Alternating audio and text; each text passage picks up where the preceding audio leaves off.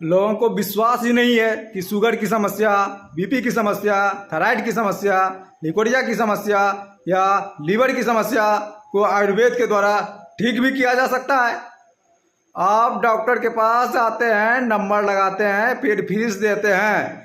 Fees देने के बाद डॉक्टर साहब पर्ची पे कुछ जांच लिखते हैं, फिर वो जांच लैब जाता है, लैब जा करके फिर रिपोर्ट आता है। रिपोर्ट आने के बाद फिर डॉक्टर साहब उस रिपोर्ट को देखते हैं, देखने के बाद आपको दवाई लिखते हैं, फिर आप मेडिसिन दुकान पे जाते हैं और फिर आप दवाई लेकर के घर आते हैं और फिर कुछ दिन तक खाते हैं।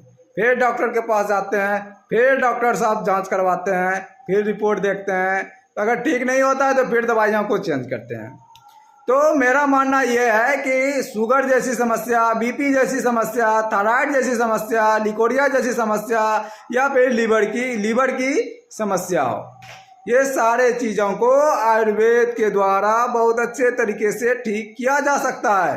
लोगों को विश्वास ही नहीं है कि अगर हम आयुर्वेद लेते हैं तो हम इन सारी चीज़ों से और इन सारी परेशानियों से बच सकते हैं और हमारा बॉडी भी सुरक्षित रहेगा।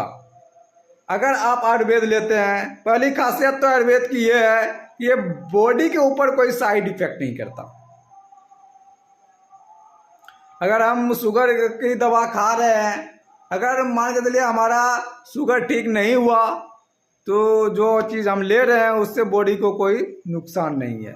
लेकिन अगर कोई आम आदमी है और उसको आप शुगर की दवा खिला दो, उसका शुगर लेवल लो हो जाएगा। लेकिन ये जो हम लोग आयुर्वेद देते हैं तो ये क्या करता है कि पेनक्रियाज के बीटा सेल को रिपेयर करने का काम करता है।